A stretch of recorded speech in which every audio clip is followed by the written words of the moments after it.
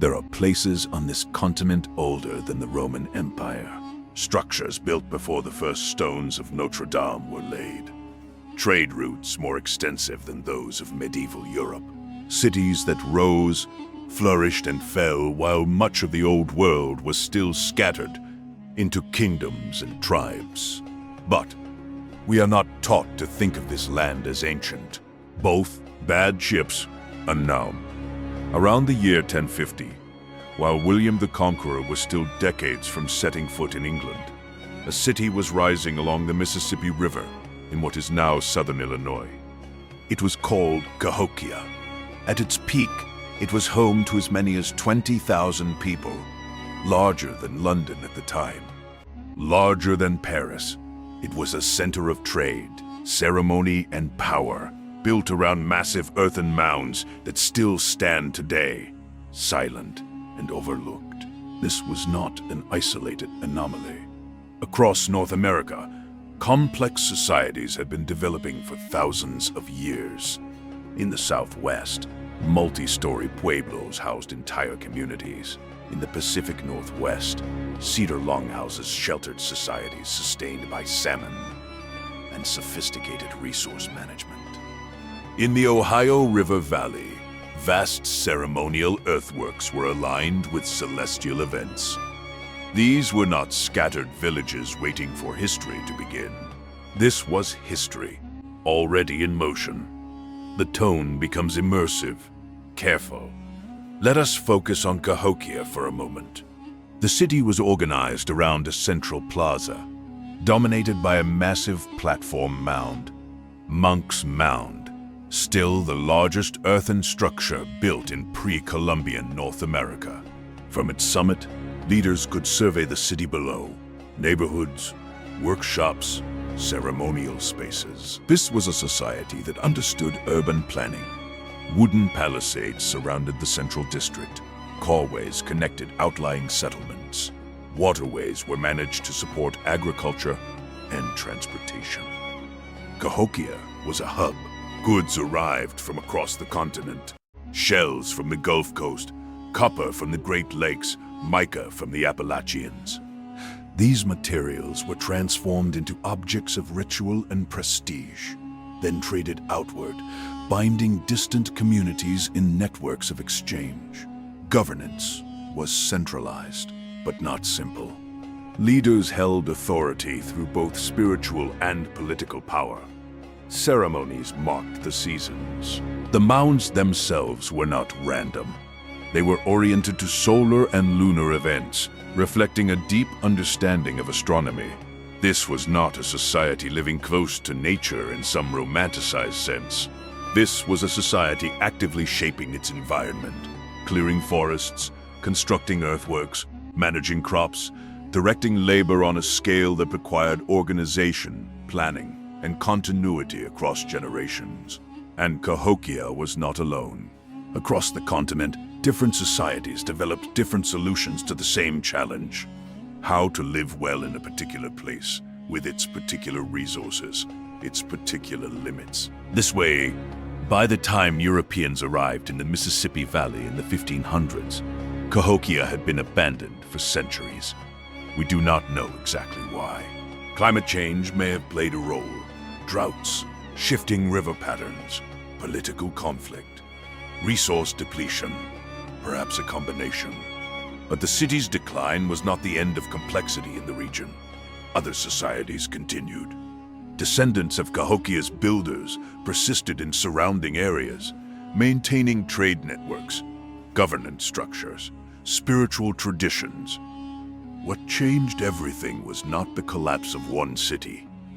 It was contact. When European explorers, missionaries, and settlers began moving inland, they encountered societies already stressed by invisible forces, diseases that spread faster than the people who carried them. Smallpox, measles, influenza, epidemics that depopulated entire regions before sustained contact even occurred. By the time sustained colonization began, much of the social fabric had already frayed. Leaders had died without successors. Knowledge had been lost. Communities had fragmented. What Europeans encountered was not the full picture. It was the aftermath. The myth that took hold was this, that the land was largely empty, sparsely populated, lightly touched by human hands. This was not what the evidence shows. When colonists arrived in what is now New England, they found cleared fields, managed forests, pathways connecting settlements. They assumed this was natural abundance, a wilderness ready for the taking. In reality, it was the result of deliberate cultivation. Indigenous peoples had been shaping the land for millennia, burning underbrush to encourage game, planting in cycles, creating orchards of nut-bearing trees. But because European definitions of civilization required cities in the style they recognized, stone buildings, written records, centralized states, they did not see what was there. They saw emptiness where there was management, savagery where there was structure, wilderness where there was home. This misunderstanding was not innocent. It justified displacement. It erased history. It allowed entire societies to be reduced to obstacles or footnotes. The two softens, offering something new. Here is what we are rarely told. Indigenous North Americans were not technologically behind Europe because they lacked intelligence or ambition. They made different choices shaped by different environments, different needs, different values. In many cases, they chose not to adopt certain technologies because they were unnecessary. Why build with stone when timber was abundant and more adaptable?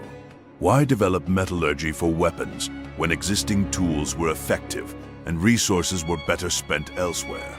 These were conscious decisions, not deficiencies. And in some areas, indigenous knowledge surpassed European understanding. Agricultural techniques that sustained communities for centuries. Navigational methods that mapped coastlines and river systems with precision.